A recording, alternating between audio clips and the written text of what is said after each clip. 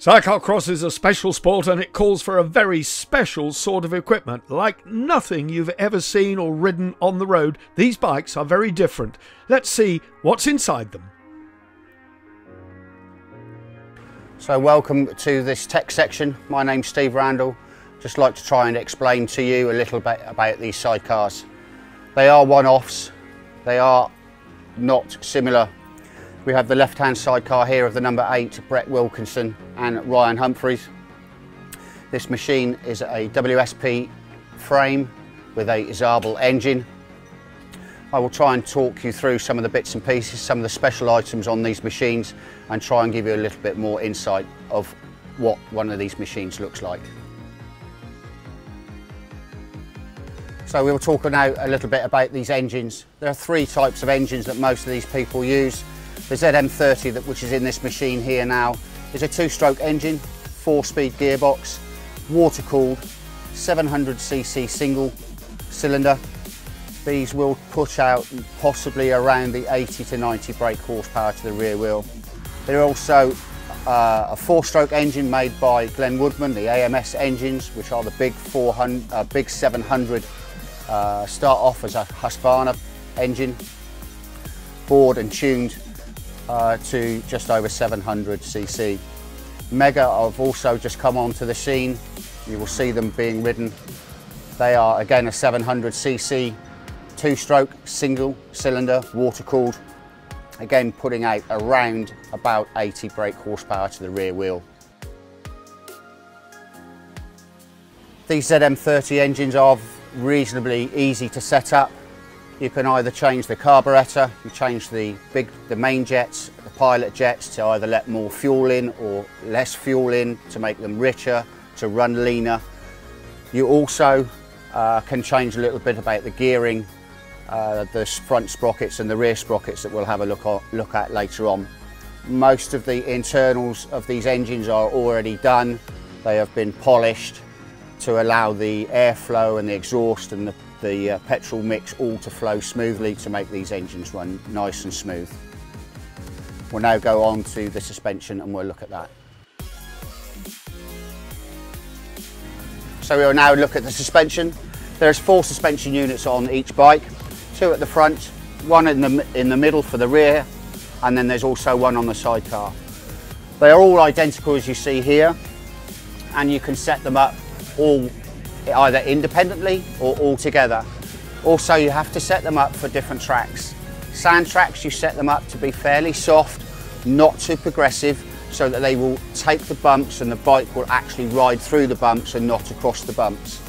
Hard tracks like we've just been to Stress Bessenbach and some of the ones that we will have later on in the year, the riders tend to set them up slightly harder because the tracks do not break up and do not become rutty.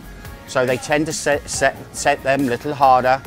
You can change the springs, you can change the settings, so the dampening settings, the compression settings. They're also quite complex. You have to get this right to get this machine to do what you want it to do. The last thing you want is the machine to be riding you. You need to be riding the machine. So suspension is very, very important.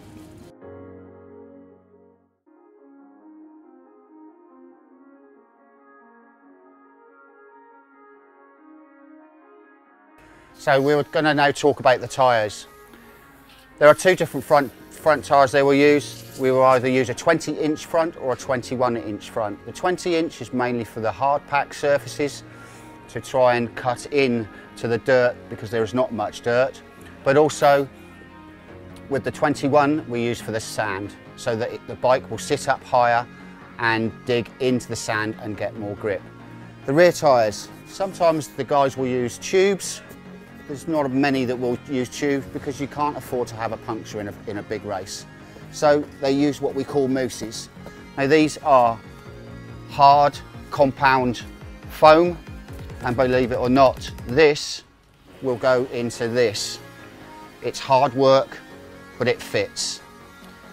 You cut these down to make different compounds, to get different grips for different surfaces, for different tracks. And people have set ways and set tyres that they use. These big Mifos are good in the sand, so we'll see a lot of Mifos here this weekend. Normally they run either the Pirelli or the Dunlops on the front. It's down to rider's preference, but you need the grip. So these tyres, fresh tyres each race, and these mousses also. We'll now go on and look at the exhaust and some other special things on these machines. So I said we'd have a quick look at the exhaust. Most of the guys with the two-stroke Zabels use the Van Hasselt exhaust. The exhausts are quite important also because of noise. The noise boxes on these two strokes have to be 114 decibels. Nothing over 114 decibels, otherwise you will be disqualified. A couple of other items on these machines. Here you see what we call a steering damper. Without this steering damper, you will not be able to ride these bikes. The handlebars are just all over the place and they are very scary to ride without these.